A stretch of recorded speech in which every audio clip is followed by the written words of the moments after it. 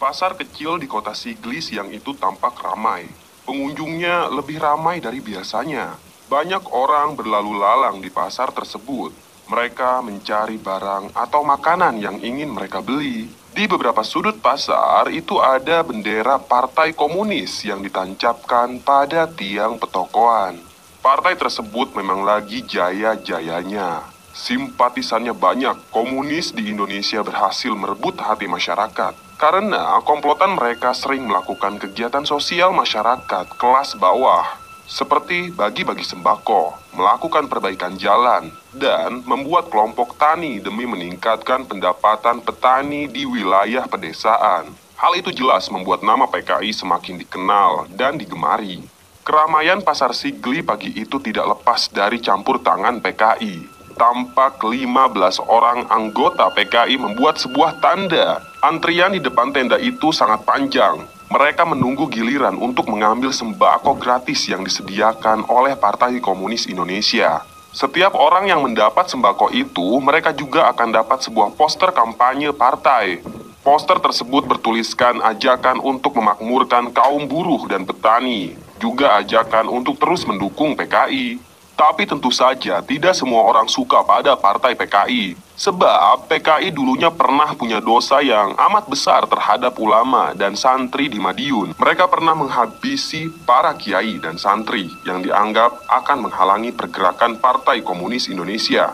Kepemimpinan PKI diestafetkan pada DN Aidit. Dan di tangan DN Aiditlah nama PKI perlahan diperbaiki melalui berbagai propaganda kegiatan sosial. Lama-kelamaan, makin banyak orang yang mendukung partai ini.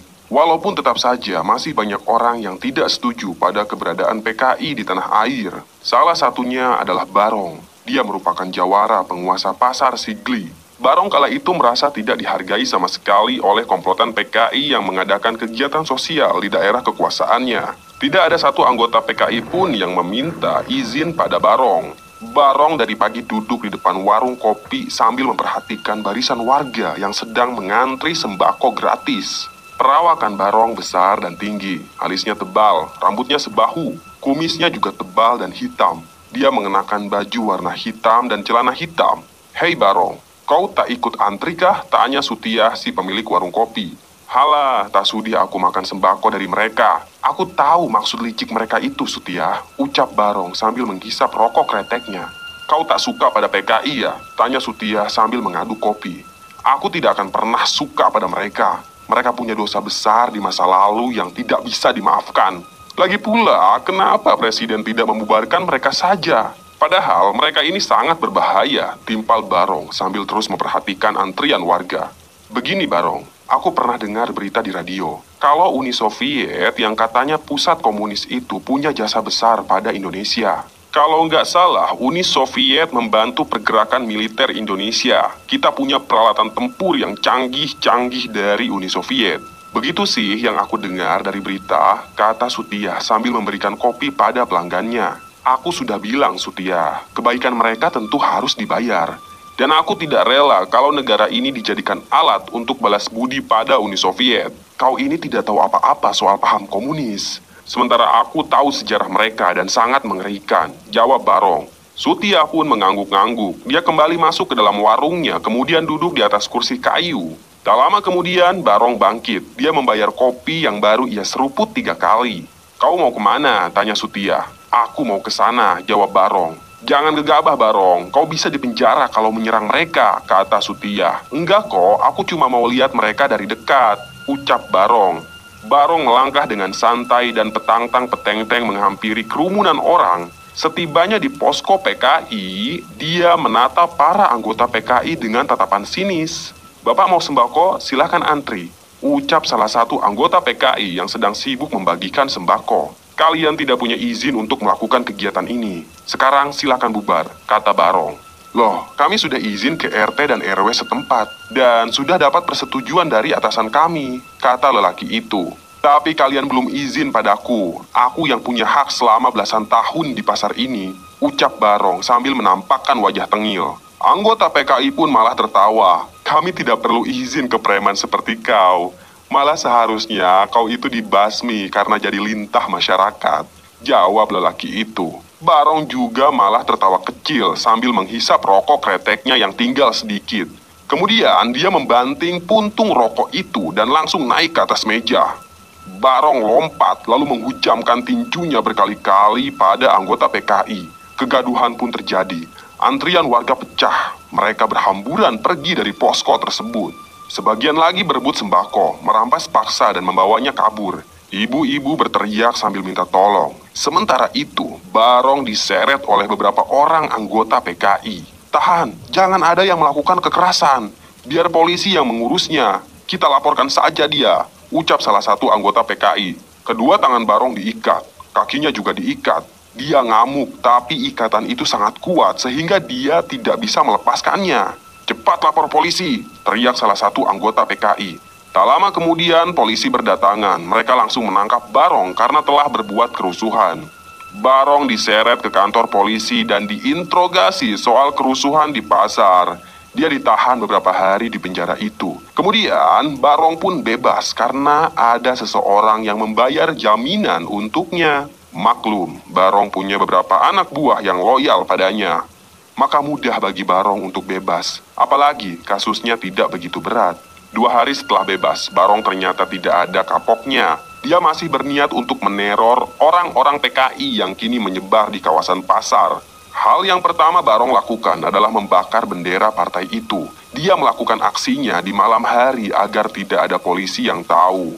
Namun sayangnya, Barong harus gigit jari karena semakin lama pengikut Partai Komunis semakin banyak, bahkan jadi salah satu partai terbesar di Indonesia. Simpatisannya tersebar di mana-mana, bukan hanya menduduki perkotaan, tapi lebih dari itu, mereka juga menguasai pelosok desa dan perkampungan kecil. Singkat cerita, kejayaan PKI itu tidak bertahan lama. Gerakan G30 SPKI meletus. Upaya kudeta oleh PKI membuat rakyat Indonesia marah. Lalu pemerintah melakukan pemberantasan PKI besar-besaran. Bukan hanya militer dan polisi saja yang dikerahkan untuk menangkap PKI. Namun pemerintah juga membuka lowongan bagi masyarakat untuk menjadi anggota Barisan Pertahanan Sipil. Ya, itu bahasa kerennya. Sederhananya, pemerintah memberi kesempatan bagi masyarakat untuk menjadi algojo. Lowongan ini dimanfaatkan Barong. Dia punya dendam kesumat pada PKI. Barong sangat senang ketika suatu hari dia menerima selebaran lowongan kerja dari pemerintah. Tentu untuk menjadi anggota Barisan Pertahanan Sipil, ada seleksinya dan sangat tidak mudah.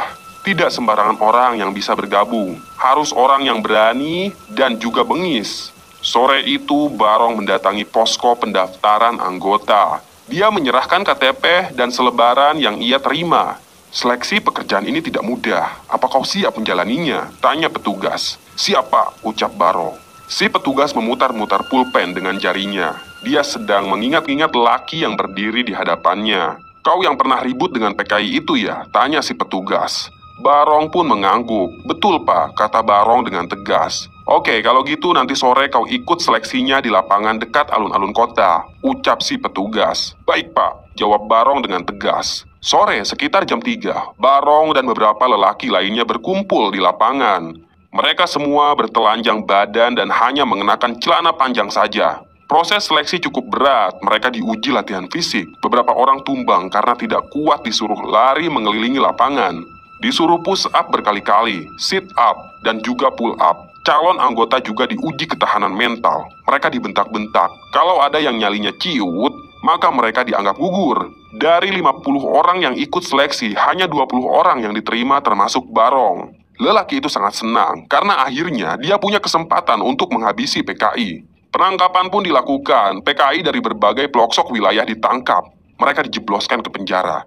Tapi kebanyakan dihabisi langsung oleh para barisan pertahanan sipil atau biasa disebut algojo. Dan di antara para PKI itu, ada satu orang yang sulit sekali ditangkap. Namanya Farhan. Menurut kesaksian warga, Farhan punya ilmu mistis yang membuatnya bisa menghilang saat dikejar oleh aparat. Para algojo di wilayah Sigli pun dikumpulkan oleh aparat. Mereka akan membentuk tim khusus untuk memburu Farhan, sebab Farhan ini adalah pimpinan PKI di kota Sigli.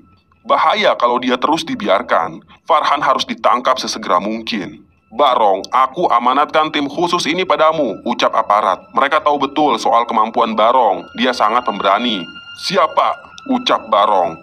Jumlah tim khusus itu ada 6 orang. Semuanya bukan orang sembarangan. Mereka adalah anggota yang punya kemampuan di atas rata-rata. Barong tahu kalau Farhan punya ilmu menghilang, sehingga pasti sangat sulit untuk menangkapnya. "Apa rencana kita, Barong?" tanya anak buahnya. "Kita harus main cerdas. Dia punya ilmu hitam. Kita lawan juga pakai ilmu hitam," ucap Barong. "Caranya?" tanya anak buah. "Aku ada kenalan orang sakti. Dia seorang petapa yang tinggal di pedalaman hutan dekat air terjun. Aku pernah sekali ke sana. Kita coba minta bantuan dia saja," ucap Barong. "Ya sudah, kapan kita berangkat ke sana?" tanya anak buahnya Barong. "Besok ya, aku tunggu di warung kopinya Sutiah. Kita berangkat sama-sama ke sana jam 9 pagi," ucap Barong. Keesokan harinya, mereka langsung berangkat dari warung kopi Sutiah menuju ke pedalaman hutan tempat lelaki sakti bertapa. Beberapa jam kemudian, Barong dan kawanannya tiba di lokasi. Setelah Barong mengungkapkan maksud kedatangannya, akhirnya dia diberi sebuah jimat berupa kantong hitam yang berisi biji-bijian hitam kecil. Orang sakti itu meminta Barong dan anak buahnya menelan biji-bijian tersebut agar bisa menangkap Farhan. Mereka pun nurut saja dan terbukti. Setelah mereka menelan jimat tersebut, tak butuh waktu lama, Barong berhasil menangkap Farhan. Tak ada perlawanan sama sekali. Farhan ditangkap lalu dihabisi di tengah hutan. Barong sangat puas karena dia sudah berhasil memburu gembong PKI itu. Selesai.